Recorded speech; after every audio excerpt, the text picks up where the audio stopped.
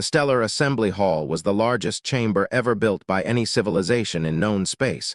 A vast amphitheater suspended inside Meridian Gate, balanced in neutral territory between three spiral arms.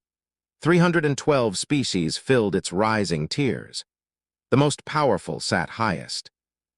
The weakest gathered near the floor. Humanity's seat was at the very bottom. Ambassador Alara Madsen walked to it with her usual calm, spine straight, hands folded behind her back, midnight blue uniform unadorned among robes of living crystal and armor forged from stars. She felt their eyes on her, curious, dismissive, amused. She sat without a word.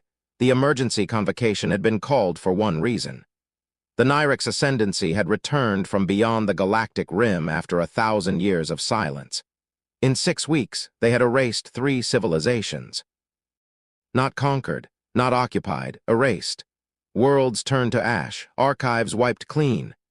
Entire species reduced to memory. High Chancellor Vyark stood at the central dais, obsidian carapace gleaming under the chamber lights.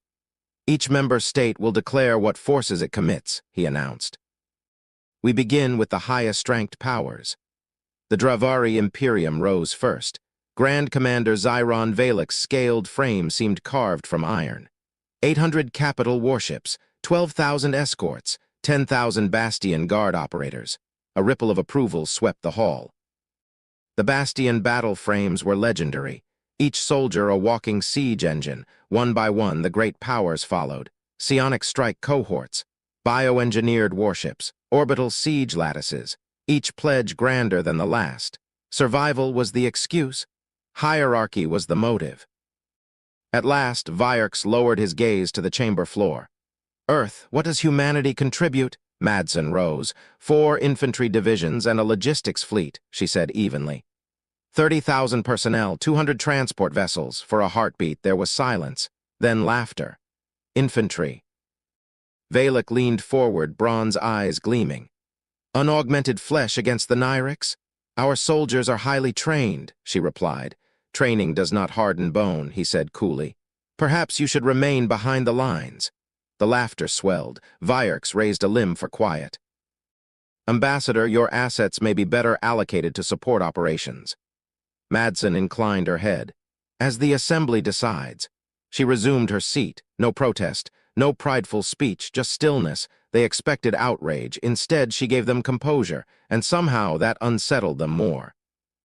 When the session adjourned, she did not return to the embassy.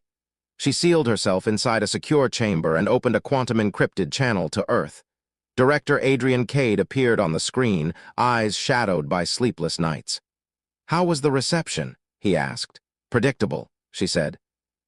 They assigned us to supply lines. Cade nodded slowly. Excellent. For the first time that day, she smiled. They have no idea, she murmured. Deep beneath the Arakan desert, 2 kilometers below endless stone and dust, Helios Station thrummed to life. 300 personnel officially declared dead walked reinforced corridors lined with biometric checkpoints. Director Cale Damaris entered a cavernous training bay and faced 6 figures standing before something that barely resembled armor. The Mark Roman IV battle frame.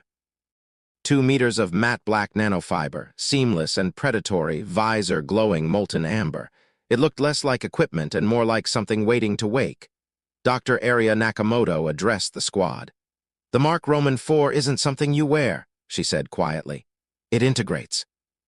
Its sensors become your senses, its strength becomes yours, and it learns from you. The armor flowed around each operator like liquid shadow. Neural sync surged up their spines. The world shattered into impossible clarity. They heard heartbeats through walls. Felt reactor vibrations through the floor. The fusion cores embedded in their chests thrummed like second hearts. Cale flexed his fingers and the gauntlet responded instantly, not as a tool, but as a limb. It feels, he said softly, like I've been asleep my entire life. Weeks later, the Allied defense fleet was annihilated in under 6 hours. 800 ships gone. The Council sent a single desperate message. We require reinforcements. Please. Helios received the green light. The first deployment came on Urindor Roman IV, a world now burning under the swarm. 8,000 bioengineered horrors overran the ruins of a shattered capital. 200 Bastion troopers held a ridge where once there had been 2,000. A lone human transport entered orbit. It deployed 6 small drop pods behind enemy lines. The pods struck the ash-covered plain and opened. 6 black figures stepped into the smoke. Sergeant Major Jackson Ryde raised his arm. The forearm plating shifted, revealing an antimatter microlance. He fired. A thin white beam pierced 7 enemies and detonated a feeding node in a bloom of blue fire. The swarm turned as one and charged. Acid. Plasma. Lightning. The first volley struck Ryde square in the chest. The armor absorbed it, analyzed it, adapted. By the second volley, the acid slid off harmlessly. They advanced. Mara vanished into stealth, reappearing only to carve arcs of plasma through clustered ranks. Dax walked through storms of fire until his armor learned their frequency, then unleashed missiles that lit the sky. Wave after wave shattered against 6 figures who did not slow, did not retreat, did not fall. 93 minutes later, 8,000 enemies lay scattered across the plains. The footage spread across the spiral arm within hours. The laughter in the assembly never returned. Instead came fear. Major powers drafted the Cooperative Security Accord, demanding humanity's schematics in the name of collective safety. Ambassador Madsen met War Commander Kaler in a quiet bar beneath Orion Gate. "You want our armor," she said calmly. "I want the galaxy to endure," he replied. "We built it because no one else would protect us," she answered. "For 40 years we were Daker in that chamber. We smiled, and we built." She stood. "You cannot have what we forged while you were laughing, but if you approach us as equals, beside us, not above us, we will fight beside you." Then the Car Collective arrived.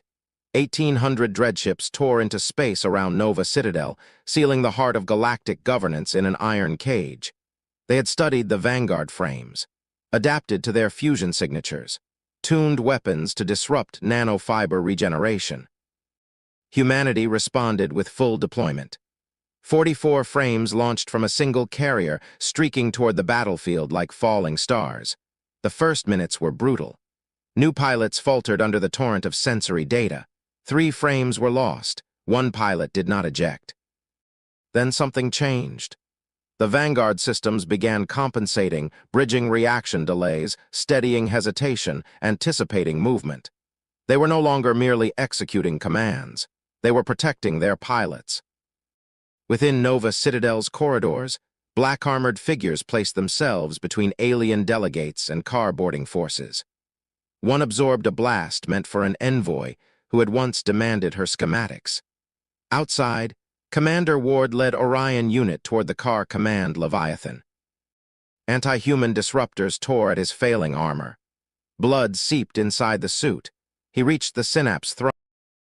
Thanks for watching. If this journey through the unknown sparked and imaginations, share your thought in the comment below. Until your next adventures behind the stars.